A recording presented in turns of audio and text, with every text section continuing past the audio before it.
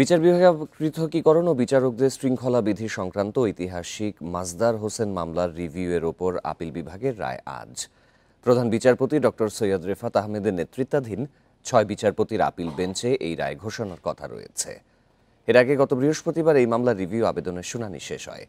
১৯৯৯ সালে মাজদার হোসেনের মামলায় ১২ দফা নির্দেশনা দিয়ে রায় দেয়া হয়। ওই রায়ের ভিত্তিতে নিম্ন আদালতের বিচারকদের চাকরি শৃঙ্খলা সংক্রান্ত বিধিমালা প্রণয়নের নির্দেশনা ছিল। পরবর্তীতে ২০১৭ সালে এই সংক্রান্ত গেজেট জারি করা হয়। এরপর ৩রা জানুয়ারি সেই গেজেট গ্রহণ করে আদেশ দেয় সুপ্রিম কোর্ট।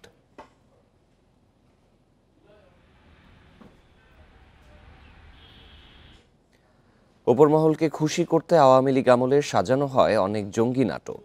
এসব করে পদোন্নতি বাগান আইন শৃঙ্খলা বাহিনীর কর্মকর্তারা। আবার প্রতিবাদ জানানোয় রোষানলেও পড়েন অনেকে। গুম খুন সমর্থন না করলেও সর্বোচ্চ মহলের নির্দেশের বাইরে যেতে পারেননি অনেকে। গত ১.৫ দশকে গুমের ঘটনা নিয়ে কমিশনের দ্বিতীয় অন্তর্বর্তী প্রতিবেদনে উঠে এসেছে বাহিনীর ভেতরে দ্বন্দ্ব, যন্ত্রণা ও মতবিরোধ।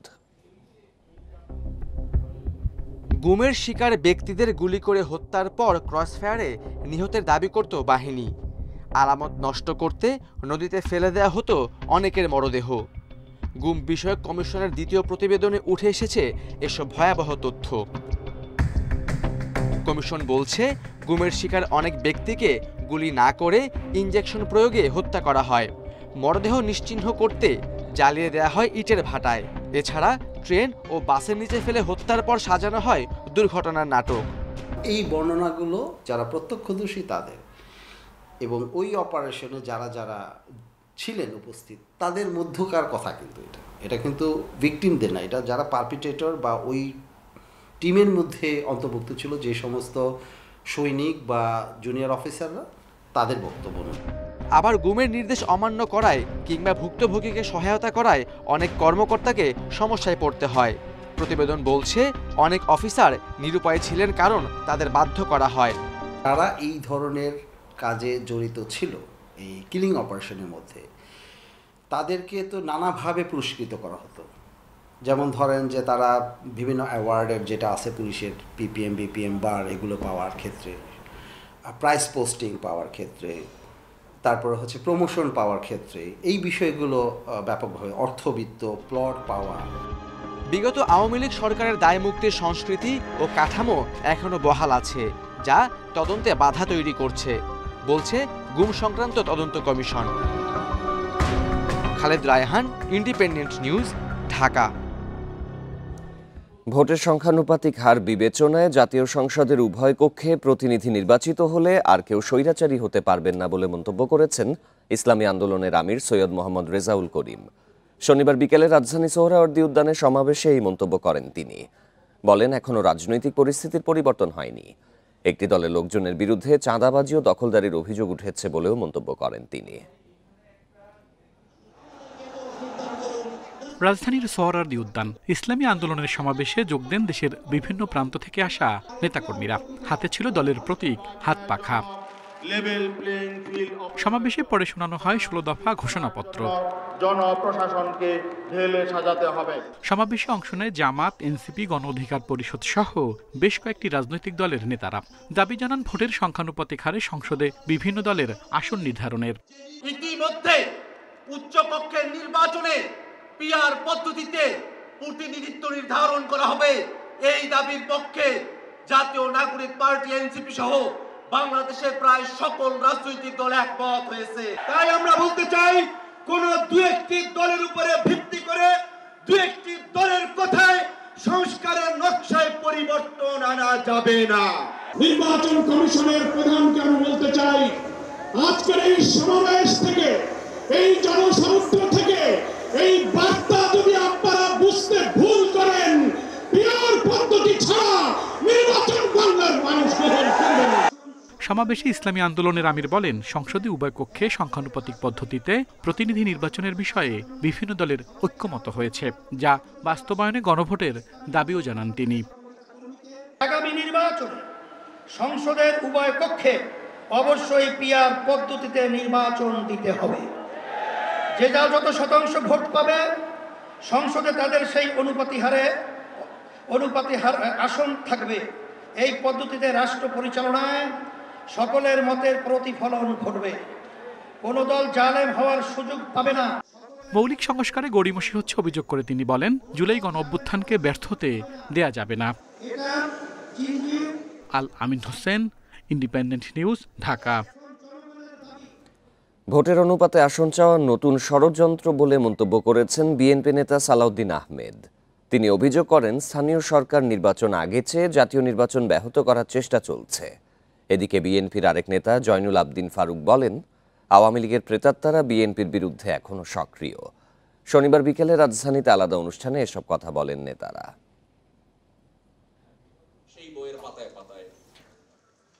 রাজধানীর মাতৃভাষা ইনস্টিটিউটে জিয়াউর রহমানের স্মারক বই ও আর্কাইভ উন্মোচনের অনুষ্ঠানে যোগ দেন বিএনপির স্থায়ী কমিটির সদস্য সালাউদ্দিন আহমেদ। এ সময় তিনি বলেন, ভোটের অনুপাতে আসন বিন্যাস জটিল প্রক্রিয়া। এছাড়া স্থানীয় সরকার নির্বাচন আগে চাওয়া এক ধরনের ষড়যন্ত্র বলেও মন্তব্য করেন বিএনপি নেতা। আনুপাতিক হারে নির্বাচনের কথা যারা বলছেন তাদের একটা উদ্দেশ্য আছে। যারা স্থানীয় সরকারের নির্বাচন জাতীয় সংসদের নির্বাচনের আগে চায়, তাদের একটি উদ্দেশ্য আছে, হয় নির্বাচন বিলম্বিত করা অথবা বাংলাদেশে নির্বাচন না হওয়া। আনুপাতিক হারে নির্বাচনের ক্ষেত্রে কোনো সংসদীয় এলাকার ভোটারগণ জানবেন না যে কে তাদের এমপি হবে। এদিকে বনানীতে জাসাসের কর্মী সম্মেলনে যোগ দেন বিএনপি নেতারা। সভায় বিএনপি চেয়ারপারসনের উপদেষ্টা জয়নুল আবেদিন ফারুক বলেন, তারেক রহমান ও প্রধান উপদেষ্টার বৈঠকের মধ্য দিয়ে নির্বাচন নিয়ে সংকট কেটেছে, কিন্তু আগে স্থানীয় নির্বাচন চেয়ে ব্যাহত করার চেষ্টা চলছে। লন্ডনে যখন আমাদের নেতার সাথে বৈঠক শেষ হয়, আকাশে তারা উঠেছে, আলো বেরিয়েছে, সে আলোর পথকে আবার রুদ্ধ করে দেওয়ার ষড়যন্ত্র চলছে যে সংসদ নির্বাচন নয়, আগে হবে উপজেলা নির্বাচন। গত 15 বছর তরুণরা ভোট দিতে পারেনি, তারা এখন ভোটাধিকার প্রয়োগ করতে উদ্গ্রীব বলে জানান মঈন খান। যারা নির্যাতিত হয়েছে স্বৈরাচারী সরকারের। আনোয়ার সাদাত নূর, ইন্ডিপেন্ডেন্ট নিউজ, ঢাকা। বৈষম্য বিরোধী ছাত্র আন্দোলন থেকে সরে দাঁড়িয়েছেন সংগঠনটির মুখপাত্র উমামা ফাতেমা। নিজের ভেরিফাইড ফেসবুক পেজে পদত্যাগের ঘোষণা দেন তিনি। উমামা লিখেছেন, বৈষম্য বিরোধী ছাত্র আন্দোলনের সঙ্গে তার যাত্রা এখানেই শেষ। তিনি জানান, এনসিপি গঠনের পরও জুলাইয়ের অসমাপ্ত কাজগুলো করার দায়বদ্ধতা থেকে বৈষম্য বিরোধী ছাত্র আন্দোলনের ব্যানারে কাজ করার সিদ্ধান্ত নেন। কিন্তু দলীয় লেজুর বৃত্তির বাইরে স্বাধীনভাবে কাজ করলে রাজনৈতিক ভবিষ্যৎ হুমকির মুখে পড়তে পারে বলে মন্তব্য করেন উমামা। অনলাইন ও অফলাইনে তার উপর ভয়াবহ চাপ সৃষ্টির অভিযোগ তুলেছেন তিনি।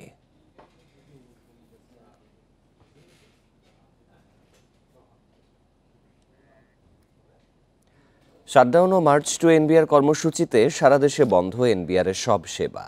চেয়ারম্যানের পদত্যাগ ও যৌক্তিক সংস্কারের দাবিতে আজও কর্মসূচি চালিয়ে নেয়ার ঘোষণা দিয়েছে এনবিআর সংস্কার ঐক্য পরিষদ।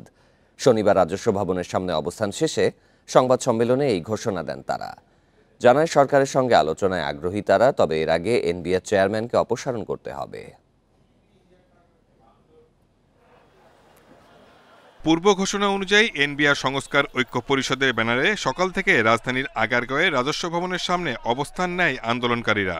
অনাকাঙ্ক্ষিত ঘটনা এড়াতে মোতায়েন করা হয় আইন শৃঙ্খলা বাহিনী সদস্যদের। এনবিআরের পক্ষ থেকে কর্মীদের অফিসে উপস্থিত না থাকলে শাস্তিমূলক ব্যবস্থা নেওয়ার নির্দেশনা ছিল। তা উপেক্ষা করেই চেয়ারম্যানের পদত্যাগের দাবিতে অনড় আন্দোলনকারীরা।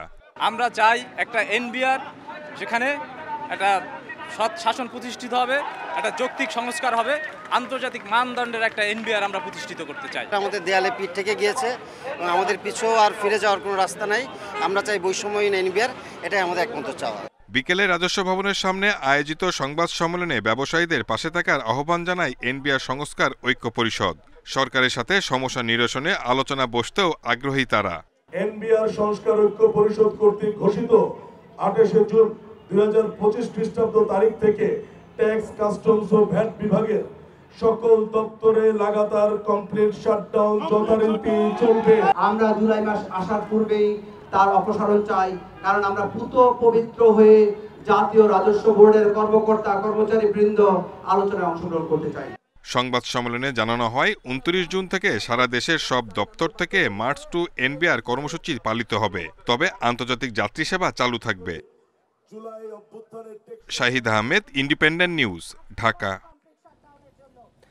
এনবিআর কর্মকর্তাদের আন্দোলনের কারণে দৈনিক ২৫০০ কোটি টাকার বাণিজ্য ব্যাহত হচ্ছে বলে দাবি করেছেন ব্যবসায়ী নেতারা। তাই দ্রুত আলোচনা করে অচলাবস্থার অবসান চান তারা।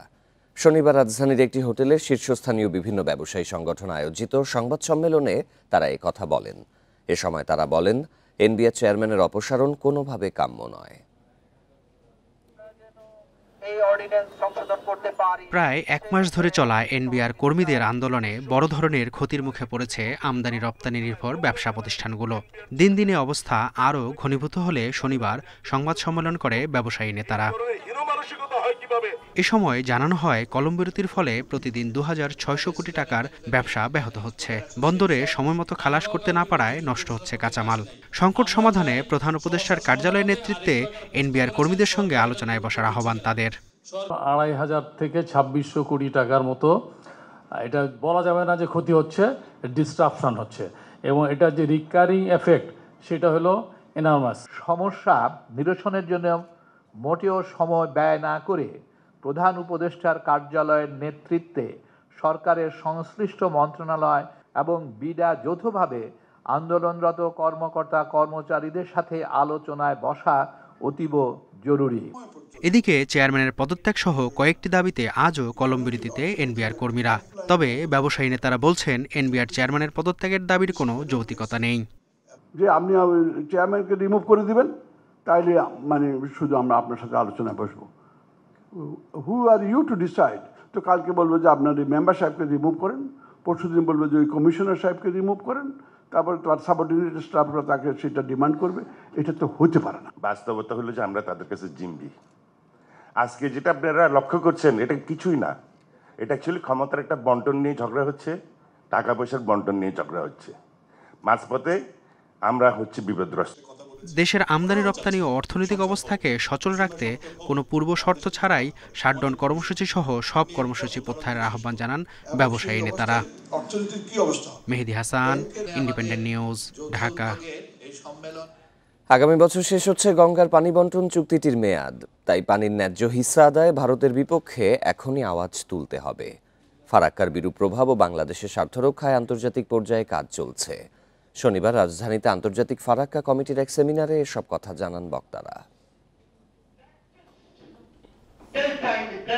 গঙ্গার পানি নিয়ে দ্বন্দ্ব ও বাংলাদেশে পরিবেশগত দুর্যোগ মোকাবিলা শীর্ষক আন্তর্জাতিক ফারাক্কা কমিটির সেমিনার। এতে যোগ দেন দেশ বিদেশি বিশেষজ্ঞরা। বৈষম্যমূলক চুক্তি হয়েছিল 30 বছরের জন্য। শনিবার রাজধানীর তোপখানা রোডে সিরডাপ মিলনায়তনে এ সেমিনারে উঠে আসে ফারাক্কা বাঁধের কারণে বাংলাদেশ ভারতের মধ্যে সৃষ্ট সমস্যা এবং এর সমাধানে করণীয় নানা বিষয়। ফারাক্কা বাঁধ প্রতি বছর বিলিয়নস অফ ডলার্স আমাদের ইকোলজিক্যাল, ফিনান্সিয়াল, অকুপেশনাল, ট্রেডিশনাল সব রকম ধরনের ক্ষতি করতেছে। যে ফাঁদ আমাদের জন্য পাতা হয়েছিল, এখন তাদের জন্য সেটাও আবার মরণ ফাঁদ হয়ে যাচ্ছে। বাংলাদেশের নদ নদী, পরিবেশ এবং জনজীবনে এ বাঁধের বিরূপ প্রভাব নিয়ে কথা বলেন বক্তারা। জানান, ফারাক্কা খুলে দেয়ায় প্রায়ই দেশে বন্যা পরিস্থিতি তৈরি হয়, নষ্ট হয় ফসল। আগামী বছর গঙ্গা চুক্তি নবায়ন হচ্ছে, তাই এখনই জাতিগতভাবে ভারতের বিরুদ্ধে আওয়াজ তুলতে হবে। বেশি দিন নাই, আবার যখন ফারাক্কা চুক্তি হবে 2026-এ, আপনাদের প্রিপারেশন কি? আবারও কি আপনারা ওখানে এই কথাটা তুলবেন না যে এমন একটা আমরা ট্রিটি চাই যেখানে গ্যারান্টি ক্লজ থাকবে, আরবিট্রেশন ক্লজ থাকবে, যেখানে দেশের স্বার্থকে সবার উপরে স্থান দিতে হবে। পানির ন্যায্য হিস্সা আদায়ে আন্তর্জাতিক সহযোগিতা ও যৌথ উদ্যোগের প্রয়োজনীয়তাও তুলে ধরেন বিশেষজ্ঞরা। জাহিদুল ইসলাম, ইন্ডিপেন্ডেন্ট নিউজ, ঢাকা। চট্টগ্রাম বন্দর বিদেশিদের হাতে দেয়া রাখাইন করিডোর, স্টারলিংকের সাথে চুক্তি, কাতার ও তুরস্কের অস্ত্র তৈরি কারখানা স্থাপনের তৎপরতা অবিলম্বে বন্ধের দাবি জানিয়েছে চট্টগ্রাম বন্দর অভিমুখে রোড মার্চ থেকে। শনিবার বিকেলে বন্দর পৌঁছানোর পর বাম দলগুলোর সমাবেশের মাধ্যমে শেষ হয় এই রোড মার্চ। এই সময় দাবি না মানলে আরও কঠোর আন্দোলনের হুঁশিয়ারি দেন বক্তারা। হাতে নানা প্ল্যাকার্ড আর মুখে স্লোগান। ঢাকা থেকে আসা রোড মার্চ চট্টগ্রাম বন্দরের 4 নম্বর গেট এলাকায় এসে পৌঁছায় শনিবার বিকেল 5টায়। বন্দরের এনসিটি ও রাখাইনে করিডোর দেওয়ার জোর প্রতিবাদ জানান রোড মার্চে অংশগ্রহণকারীরা। বলেন, বন্দরের মতো একটি লাভজনক প্রতিষ্ঠানের কর্মীদের দক্ষ না করে উল্টো বন্দরকে সাম্রাজ্যবাদীদের হাতে তুলে দেওয়ার পায়তারা চলছে, যা জনগণ কোনোভাবেই মেনে নেবে না। আমাদের বন্দর নিয়ে যদি এই ধরনের সাম্রাজ্যবাদী কোনো চক্রান্ত করা হয়, এই ধরনের বেসরকারীকরণের যদি কোনো চক্রান্ত করা হয়, আমরা এটার বিরুদ্ধে আসলে রুখে দাঁড়াবো। বন্দর এবং আমাদের দেশের যারা এই বিষয়ে পড়াশোনা করছে তাদেরকে আসলে ধীরে ধীরে বিশেষজ্ঞ করে তোলা। পরে কমিউনিস্ট পার্টি চট্টগ্রামের সভাপতি অশোক সাহার সভাপতিত্বে শুরু হয় প্রতিবাদ সমাবেশ। এতে বিভিন্ন বাম দলের কেন্দ্রীয় ও চট্টগ্রাম বিভাগের বিভিন্ন পর্যায়ের নেতারা বক্তব্য রাখেন। অন্তর্বর্তী সরকার এখতিয়ার বহির্ভূত কর্মকাণ্ড নিয়ে বেশি ব্যস্ত বলে অভিযোগ করেন তারা। হাজার হাজার মানুষ সংহতি জানিয়ে তারা বলেছে অন্তর্বর্তীকালীন সরকারের কথা ঠিক নয়, ওইটা ভুল পদক্ষেপ। আমরা তাই পরিষ্কার বলি, 1 সেকেন্ড দেরি না করে ঘোষণা দেন, আমরা বন্দর লিজ দেব না। সংস্কার প্রয়োজন, তারপরে একটা নির্বাচন দেবে, কিন্তু ইউনিয়ন সরকার সে পথে হাসবেন না, তার এখতিয়ার বহির্ভূত ভাবে। সমাবেশের শেষ দিকে ছাত্র ইউনিয়ন ও উদীচীর দুই পক্ষের মধ্যে হাতাহাতি হয়, এতে আহত হয় একজন। অনুপম শীল, ইন্ডিপেন্ডেন্ট নিউজ, চট্টগ্রাম। আগস্টে সড়কে নামছে বুয়েটের নকশা করা অটোরিকশা। শুরুতে ঢাকা দক্ষিণের পল্টন ও ধানমন্ডি এবং উত্তরা সিটির উত্তরা এলাকায় চলবে সব রিকশা। সর্বোচ্চ গতি থাকবে ঘন্টায় 30 কিলোমিটার, দাম 2 লাখ টাকার মধ্যে। প্রশিক্ষণপ্রাপ্ত চালকরা পাবেন এই বাহন। স্থানীয় সরকার উপদেষ্টা জানান, জুলাই আন্দোলনে ভূমিকা রাখায় রিকশা চালকদের জন্য এই উদ্যোগ। গুলশানে উত্তর সিটির নগর ভবনের সামনে চালিয়ে দেখা হচ্ছে বুয়েটের নকশা করা ই রিকশা। হাইড্রোলিক ব্রেক, নির্ধারিত গতিসীমা সহ বেশ কিছু উন্নত নিরাপত্তা বৈশিষ্ট্য রাখা হয়েছে এই বাহনে, যা নেই বাজারে প্রচলিত অটোরিকশায়। এই রিকশা সড়কে চলার আগে ঢাকার 2 সিটি কর্পোরেশন থেকে চালককে নিতে হবে লাইসেন্স এবং প্রশিক্ষণ। একটি জাতীয় পরিচয়পত্রের অধীনে কেনা যাবে 3টি অটোরিকশা।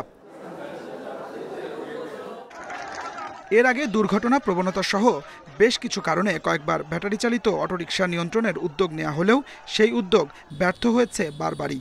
এবার বুয়েটের তৈরি অটোরিকশার অনুমোদন দিতে যাচ্ছে 2 সিটি কর্পোরেশন, যদিও নতুন অটোরিকশার জন্য নির্ধারণ হয়নি চার্জিং স্টেশন। একটা ফরম্যাটে নিয়ে আসা, এই যানবাহনগুলোকে রেজিস্ট্রেশন করা এবং যারা এইগুলো চালাবে তাদেরকে লাইসেন্স দেয়া, তাহলে তারা হবে কি একটা রেগুলেশনের আওতায় থাকবে এবং কোথাও কোনো সমস্যা হলে আমরা তাদেরকে আইডেন্টিফাই করতে পারবো, তাদের বিরুদ্ধে ব্যবস্থা নিতে পারবো।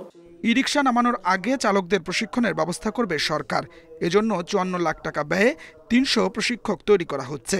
তাদের মধ্যে পুলিশ সদস্যদের পাশাপাশি থাকবেন বৈষম্য বিরোধী আন্দোলনের 175 শিক্ষার্থী।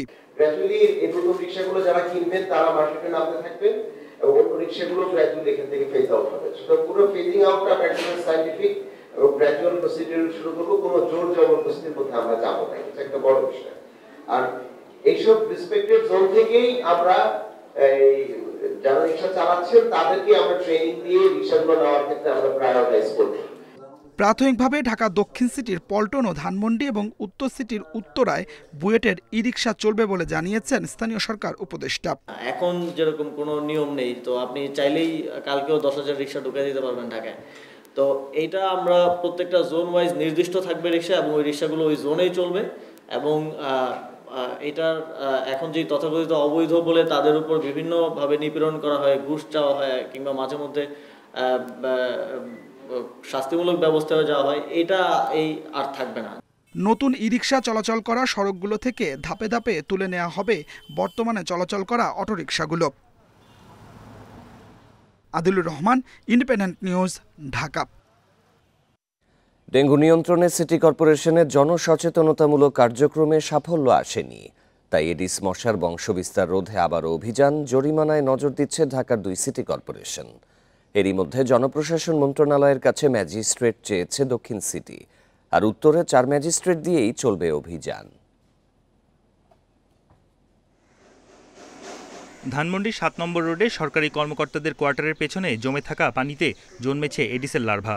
এসব লার্ভা ধ্বংস করা হয় দক্ষিণ সিটির কর্মীদের অভিযানে। ডেঙ্গু মৌসুমকে কেন্দ্র করে সকাল ৮টা থেকে বেলা ১১টা পর্যন্ত লার্ভা নিধন কার্যক্রম চালাচ্ছে ২ সিটি কর্পোরেশন। তবে বাসাবাড়ির ভেতরে জমে থাকা পানির লার্ভা ধ্বংসে বেগ পেতে হচ্ছে মাঠকর্মীদের। কিছু কিছু বাড়ি আছে, এগুলোর যে বারান্দার মধ্যে ওনারা টবগুলা দেয়, টবগুলার মধ্যে বৃষ্টির পানি জমে থাকে, ওনাদেরকে আমরা সতর্ক করি। কীটতত্ত্ববিদেরা বলছেন, ঢাকার বেশিরভাগ এলাকাতেই মশার ঘনত্ব ব্লুটো ইন্ডেক্স ২০-এর বেশি, ফলে এবার ডেঙ্গুর প্রকোপ ব্যাপক হওয়ার শঙ্কা তাদের। গবেষণার যে মডেল, সেখানে আমরা এডিস মশার ঘনত্ব, ডেঙ্গু রোগীর সংখ্যা, বৃষ্টিপাত, তাপমাত্রা, আর্দ্রতা, এই কয়েকটি প্যারামিটারকে নিয়ে আমরা যে ফরকাস্টিং মডেলটি করি, সেই ফরকাস্টিং মডেলে আমরা নিশ্চিতভাবে দেখতে পাচ্ছি যে এবছর ডেঙ্গু পরিস্থিতি বেশ খারাপ হবে। স্বাস্থ্য অধিদপ্তরের তথ্য বলছে, গত বছরের জুন মাসে ডেঙ্গু আক্রান্ত হয়ে হাসপাতালে ভর্তি হন ৭৯৮ জন, যার মধ্যে মারা যান ৮ জন। তবে এ বছরের জুনে ভর্তি হয়েছেন ৫,০০০-এর বেশি, আর মারা গেছেন ১৮ জন। মে মাস থেকেই জনসচেতনতা কার্যক্রম চালাচ্ছে সিটি কর্পোরেশন, কিন্তু খুব একটা সুফল না পাওয়ায় আবারও অভিযানের দিকেই ঝুঁকছে ২ সিটি। ৪ জন ডেডিকেটেড আমাদের কি বলে ম্যাজিস্ট্রেট আমরা অলরেডি মাঠে আছেন, তারা ডেইলি কাজ করছেন। ডিজাস্টার হলে এটা মোকাবেলার যতটুকু কাজ সেটা আমরা করেছি, কিন্তু ডিজাস্টারের জন্য আমরা বসে নাই। ডিজাস্টার যেন না হয় সেই জন্য আমরা অ্যাক্টিভিটিগুলো আমরা করছি। একই সঙ্গে আমরা জনপ্রশাসন মন্ত্রণালয়ে ১০ জন ম্যাজিস্ট্রেটের জন্য 10টি অঞ্চলের আমরা পত্র দিয়েছি। মোবাইল কোর্ট করার জরিমানা পর্যায়ে যাওয়ার আগে আমরা যেটা তাদেরকে নির্দেশনা দিয়েছি, বিশেষ করে আঞ্চলিক নির্বাহী কর্মকর্তা এবং আমাদের অন্য কর্মকর্তা যারা ফিল্ডে যাচ্ছেন, যে আমরা প্রথমে সব মানুষকে সচেতন করতে চাই, এই জন্য আমরা লিফলেট দেওয়ার জন্য বলেছি। ২০২৪-২৫ অর্থ বছরে মশা নিয়ন্ত্রণে দক্ষিণ সিটির বরাদ্দ ৪৩ কোটি ৭৫ লাখ টাকা, আর উত্তরের বরাদ্দ ১১০ কোটি টাকা। বন ইবনে কামাল, ইন্ডিপেন্ডেন্ট নিউজ, ঢাকা। কুমিল্লার মুরাদনগরে ধর্ষণ মামলার প্রধান আসামি ফজর আলীকে ঢাকার সায়দাবাদ থেকে গ্রেপ্তার করেছে পুলিশ। এছাড়া ভুক্তভোগীর ভিডিও ছড়িয়ে দেওয়ার অভিযোগে আরও ৪ জনকে গ্রেপ্তার করা হয়েছে। এর আগে শুক্রবার ভুক্তভোগী বাদী হয়ে অভিযুক্ত ফজর আলীকে আসামি করে ধর্ষণ মামলা করেন। পুলিশ জানায়, কিছুদিন আগে স্বামীর বাড়ি থেকে বাবার বাড়িতে সন্তানদের নিয়ে বেড়াতে আসেন ওই নারী। বৃহস্পতিবার রাতে ঘরে ঢুকে তাকে ধর্ষণ করেন ফজর আলী। চিৎকার শুনে প্রতিবেশীরা এগিয়ে এসে ফজর আলীকে আটক করে মারধর ও ঘটনার ভিডিও ধারণ করে। পরে ফজর আলী ঘটনাস্থল থেকে পালিয়ে যান। এদিকে শনিবার রাতে ঘটনার ভিডিও সামাজিক যোগাযোগ মাধ্যমে ছড়িয়ে পড়লে শুরু হয় সমালোচনা। চট্টগ্রামের জেনারেল হাসপাতালে ১ মাসের বেশি সময় ধরে মিলছে না জলাতঙ্ক রোগের টিকা। মরণঘাতী ভাইরাসের টিকা না পেয়ে আতঙ্কে ভুক্তভোগীরা। সময়মতো টিকা না দিলে প্রাণহানির শঙ্কা করছেন চিকিৎসকরা। টিকা আনতে ঊর্ধ্বতন মহলের সাথে যোগাযোগ করা হচ্ছে, দাবি হাসপাতাল কর্তৃপক্ষের। ২০৩০ সালের মধ্যে জলাতঙ্কমুক্ত দেশ গড়তে কাজ করছে সরকার। জেলা ও উপজেলা হাসপাতালে দেয়া হয় বিনামূল্যে জলাতঙ্কের টিকা, কিন্তু গেল ১ মাস ধরে চট্টগ্রামের জেনারেল হাসপাতালে নেই জীবন রক্ষাকারী এই টিকার সরবরাহ। গেল মে মাসে চট্টগ্রামের জেনারেল হাসপাতালে কুকুর, বিড়ালের কামড় কিংবা আঁচড় খেয়ে টিকা নেন ৭৭৬ জন নারী পুরুষ, আর চলতি মাসের এ পর্যন্ত তা দাঁড়িয়েছে ১৫০০-এ। সরবরাহ না থাকায় টিকা দিতে পারছে না রোগীদের। পোষা বিড়ালকে টিকা দিতে না পারায় আতঙ্কে আছেন অনেকেই। রয়েছে বেওয়ারিশ কুকুরের উৎপাতের ভয়ও। বিন্দুমাত্র কোনো টিকা নাই, তো আমরা আসলে অনেক ভোগান্তির শিকার হই। ৪ জন একত্রিত না হলে আমরা টিকাটা দিতে পারি না। হাসপাতালে আসছি টিকার জন্য, এখানে ফ্রি টিকা দিচ্ছে না, আমাদের থেকে টাকা নিয়ে তারপর টিকা দিচ্ছে আর কি। চিকিৎসকরা বলছেন, জলাতঙ্ক রোগে আক্রান্ত হলে দ্রুত টিকা নেওয়া জরুরি, অন্যথায় প্রাণহানির আশঙ্কা আছে। একমাত্র প্রতিরোধ আছে, কোনো চিকিৎসা এ পর্যন্ত আধুনিক চিকিৎসা পদ্ধতিতে আবিষ্কার হয়নি। তাই এই রোগের আক্রান্ত হলে মৃত্যু অনিবার্য। একমাত্র চিকিৎসা হচ্ছে এটা প্রিভেনশন। এদিকে টিকা সরবরাহ কখন স্বাভাবিক হবে তা বলতে পারছে না কেউই। যদি কোনো প্রাণীর কামড়ে আমাদের এখানে রোগীরা আসে, তা তাৎক্ষণিকভাবে তাদেরকে আসলে এই ব্যবস্থাটা করাটা অত্যন্ত জরুরি। তো আমরা চেষ্টা করছি ঊর্ধ্বতন মহলের সাথে যোগাযোগ করে এই বিষয়টা দ্রুত সমাধান করার জন্য। কুকুর, বেড়ালের পাশাপাশি শেয়াল ও বাদুড়ের কামড়েও হতে পারে জলাতঙ্ক রোগ। Ahsan Riton, Independent News, Chattogram. এ বিষয়ে আরও জানাতে এবার চট্টগ্রাম থেকে যোগ দিচ্ছেন সহকর্মী আব্দুল্লাহ রাকিব।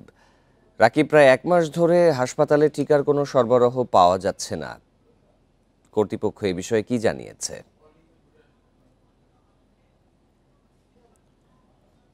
হাসপাতাল কর্তৃপক্ষ বলছে তারা আসলে এই সংকটটি যেটি মে মাসের মাঝামাঝি থেকে শুরু হয়েছে সেটি গত বছরের অক্টোবর নভেম্বর দিকে হয়েছিল। তখন আসলে যেটি বলা হয়েছিল যে জলাতঙ্কের যে ভ্যাকসিন আসলে বাংলাদেশে হাসপাতালগুলোতে সরবরাহ করা হয় সেটি কি প্রকল্পের মাধ্যমে পেয়ে থাকে বাংলাদেশ, কিন্তু সেই প্রকল্পের মেয়াদ শেষ হয়ে যাওয়ায় বিনামূল্যে সে ভ্যাকসিন মিলছে না। ফলে তখন থেকেই সেটি আসলে নিজস্ব অর্থায়নে বাংলাদেশ কেনার চেষ্টা করছে এবং সেটি কিনে সে গত বছরের যে সংকট ছিল সেটি মোকাবেলা করেছে।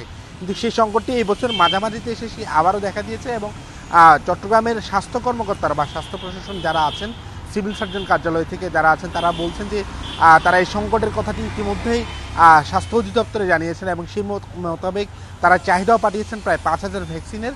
সেটি তারা আশা করছেন এই মাসে অর্থাৎ আগামী মাসের শুরুতে সেই সংকটটি কেটে যাবে। তবে এখন পর্যন্ত টিকা না থাকার কারণে প্রতিদিনই আসলে দূর দূরান্ত থেকে অর্থাৎ চট্টগ্রামের যে 15টি উপজেলা এবং নগরীর যে 41টি ওয়ার্ড রয়েছে সেই 41টি ওয়ার্ডের যে জলাতঙ্কের ভ্যাকসিন সেটি চট্টগ্রামের জেনারেল হাসপাতাল থেকে আসলে দেওয়া হয়ে থাকে। ফলে একমাত্র জলাতঙ্ক ভ্যাকসিনের কেন্দ্র বলা চলে এই হাসপাতাল। ফলে বিভিন্ন এলাকা থেকে রোগীরা আসছেন, তারা আসলে টিকা না পেয়ে ফেরত যাচ্ছেন এবং বেসরকারিভাবে আসলে তাদেরকে টিকা কিনতে হচ্ছে। জলাতঙ্কের 3টি ডোজের টিকা দিতে হয়, যেটি প্রতিটি আসলে বেসরকারিভাবে 300-350 টাকা করে কিনতে হয়। এছাড়া আরেকটি প্রতিষেধক দিতে হয় যেটি ইমিউনিগ্লোবালিন, সেই টিকাটি আসলে 700 টাকা করে নিতে হয় বাইরে থেকে। ফলে যারা একটু বিত্তশালী তারা হয়তো কিনতে পারছেন, কিন্তু যারা গ্রামগঞ্জ থেকে আসলে নিম্নআয়ের মানুষ আসছেন, বিশেষ করে শিশুরা আক্রান্ত হচ্ছে, তাদেরকে আসলে নিজ টাকা খরচ করে কিনতে হচ্ছে, যেটি তাদের কাছে এক ধরনের দুর্ভোগ মনে হচ্ছে।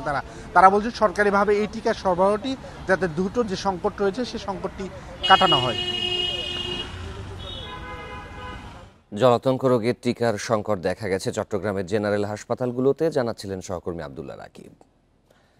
আমের উৎপাদন ভালো হলেও সুফল পাচ্ছেন না চাষিরা, রপ্তানিতেও নেই আশানুরূপ সাফল্য।